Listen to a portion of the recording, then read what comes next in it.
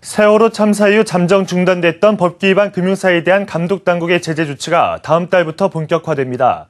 특히 사상 초유의 개인정보 유출 사태를 야기한 카드사들은 무더기 징계가 불가피할 것으로 보입니다. 박병현 기자가 보도합니다. 금융감독원은 다음 달 12일과 26일 제재심의위원회를 열어 개인정보 유출과 불법 대출 등 감독 규정을 위반한 금융회사에 대한 징계 수위를 논의할 예정입니다. 금감원은 당초 다음 달 5일과 19일 제재심의위원회를 열어 이들 금융회사에 대한 제재 수위를 결정할 예정이었지만 6.4 지방선거와 브라질 월드컵 일정 등을 감안해 심의 일정을 일주일씩 늦추기로 했습니다.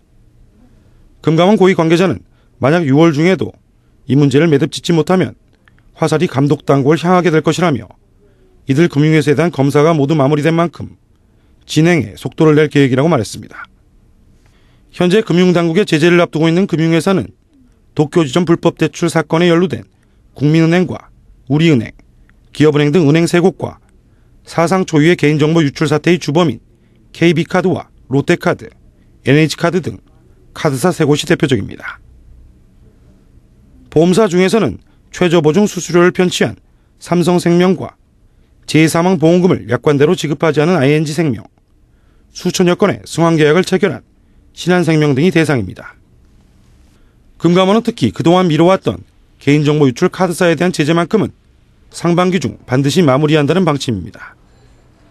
오는 17일부터 개인정보 유출 카드 3사에 대한 영업정지 조치가 모두 해제되는 데다 최근 대형 법무법인까지 나서 정보 유출 소송전에 참여하는 등 사회적 관심이 다시 높아지고 있어 계속 방치하다간 역풍을 맞을 가능성이 커졌기 때문입니다.